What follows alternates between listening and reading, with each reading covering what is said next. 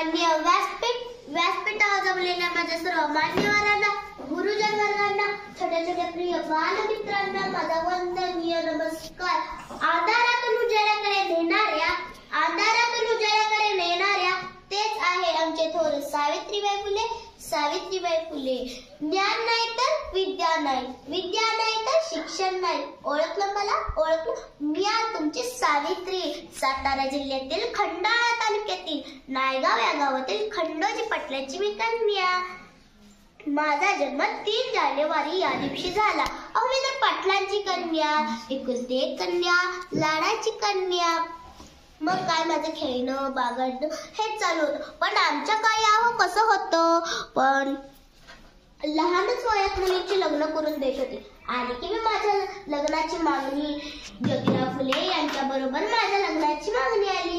झालं लगीन. नायगाव या गावापासून पुण्यापर्यंत माझा खऱ्या जीवनाचा प्रवास सुरू झाला. आले नवीन घरी, नवीन घर, नवीन माणसं तरी मी मिळू लागले. पण मला माहिती होतं माझं ज्याच्याशी लग्न झाले ते साधारण माणूस नाही, ते एक देशाला ऊर्जा देणारा माणूस आहे.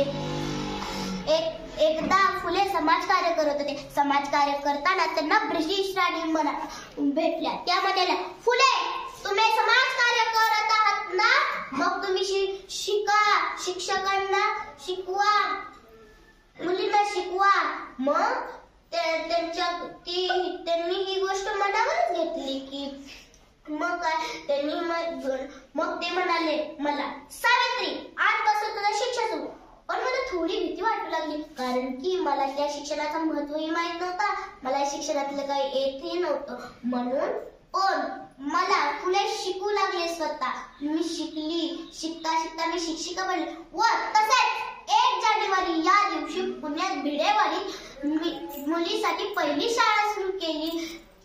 पण ते काय माणसाला पटलेच नाही ना. माणसं मला त्रास देऊ लागले. कधी दगडच फेक, कधी शेणच फेक. तरी मी तो त्रास सहन करू लागले. सहन करता मुलींना शिकवू लागले. शेपाटासारखं जगलं तर काम तमाम होतं, वाघासारखं जगलं तर नाम होतं. तसंही माझ्या नावाचं नाव लौकिक वाढू लागलं व मी मुलींना शिकू लागले. तशाच मी 18 शाळा सुरू केल्या.